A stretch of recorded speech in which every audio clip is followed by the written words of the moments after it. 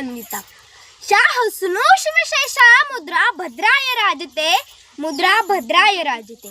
मुद्रा त्या छत्रपती शिवरायांना, त्या रयतेच्या राजाला, ज्याच्या भक्तीला जोड नाही, शौर्याला तोड नाही, जो अथांग आहे सागरा समान, त्याचे छत्र म्हणजे आभाळा समान, तो सूर्याची शान, मराठी मनाचा धगधगता स्वाभिमान, ज्याचं काळीज आहे सह्याद्री, त्याला शंभूंचा अभिमान, महाराष्ट्राच्या देवराज्याचं पहिलं स्थान, मराठ्यांचा जो भगवा समंत आहे, कृपावंत आहे, दयेचा वसंत आहे, ज्याच्या कुशीतून स्वराज्याचं स्वप्न देखणं उद्यास आलं, त्या राजमाता राष्ट्रमाता जिजाऊ आऊसाहेब।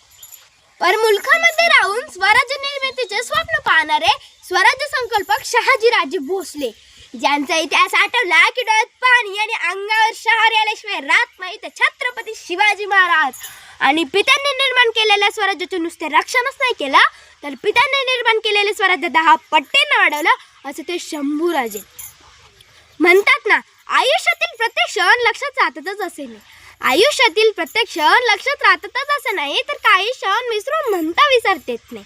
आणि तसाच आजचा हा क्षण 16व्या शतकात आजच्या दिवशी शिवनेरीवर एक तारा चमकला, शिवनेरीवर तोफांचा गडगडाट झाला, सनई चौघडे वाजू लागले, एक आरोळी त्या सह्याद्रीच्या कड्या कपारांनी दुमदुमली आणि माझा राजा जन्मला, माझा शिवबा जन्मला, दीनदलितांचा कैवारी जन्मला, दृष्टांचा सहारी जन्मला, अरे माझा राजा जन्मला।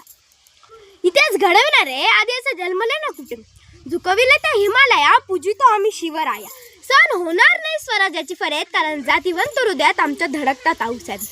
विसरलं नाही लाखो मावळ्यांचे बलिदान, शंभूराजे आठवले की डोळ्यातलं पाणी आपोआपच ढळतात।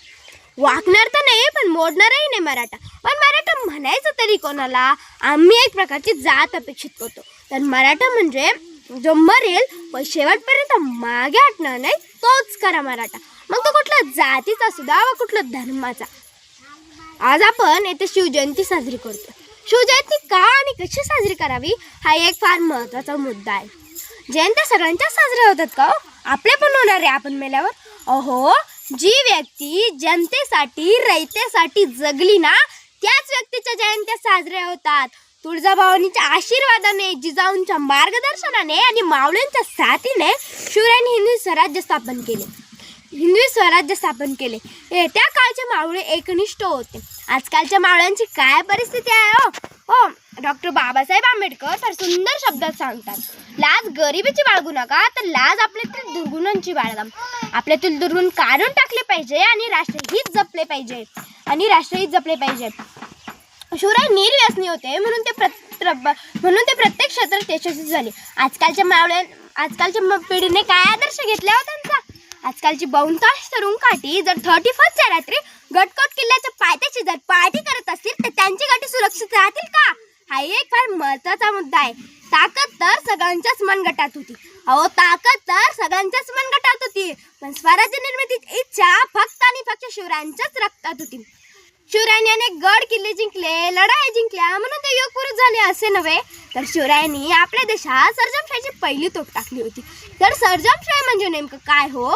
तर सर्जनशाही म्हणजे त्या क्रूर काळात जे त्या अत्याचारांचा डोंगर, स्त्रियांवर बटायचे महापाप, प्रजा कुणाच्या वंचित नव्हती, माणसं उंटाखालची गाडं होती, त्या क्रूर काळात शिवरायांनी स्वराज्य स्थापन केले। आणि आम्ही त्यांचं नाव कुठे दिले हो? बेड्यांच्या पाकिटांना, सिगारेटांच्या बंडलांना। आजही एक कवी सांगतात, आजही महाराष्ट्राच्या अस्मितेच्या नावाने छत्रपती शिवाजी महाराज व संभाजींचे नाव बेड्यांच्या पाकिटांवर दिले जात आहे। पण त्यांना विरोध करायचा तरी कसा? कारण बिड्या वेगळ्या आहेत ना, परंतु जे विरोध करणार आहेत तेच बिड्या फुके असतात ना। ही तर फार मोठी गंभीर गोष्ट आहे। अहो, आज 350 वर्ष झाली माझ्या राजाला जाऊन, तरी या मातीला शिवरायांची गरज पडते। ही तर फार मोठी शोकांतिका आहे ना। अहो, असं वाटतं भलं पाठ उठावं, माझ्या राजाला त्या रायगडाच्या पायऱ्या चढावा, माझ्या अंतकरणातून साथ घालावं, म्हणावं, बोलावं, विचारावं की राजा कसे पकडले होतो मी एवढी बलाढ्य धारण तलवार? आज हा तुमचा मावळा साधा चहाचा कप उचलायला सुद्धा त्याचा हात लटलट कापते।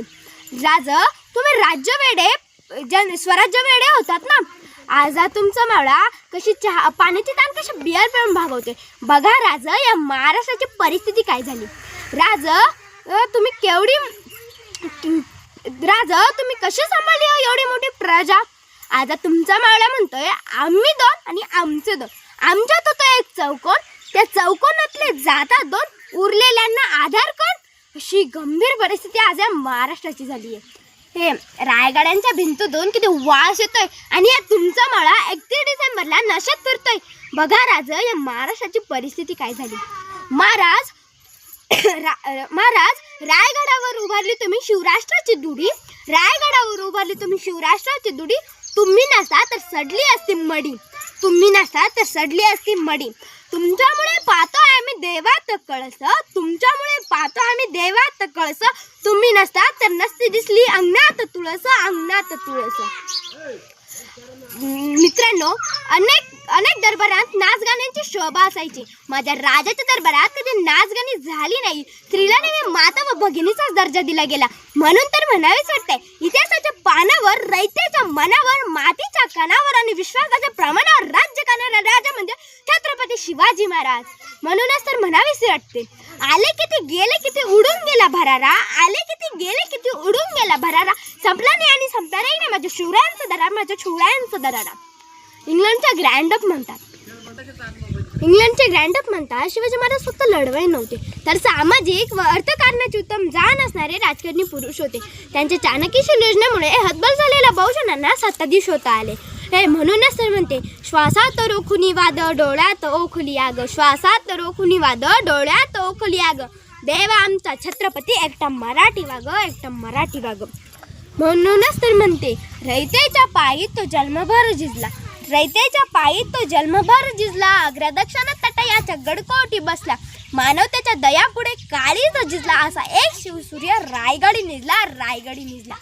जाताना एकच म्हणावीसे वाटते. जाताना एक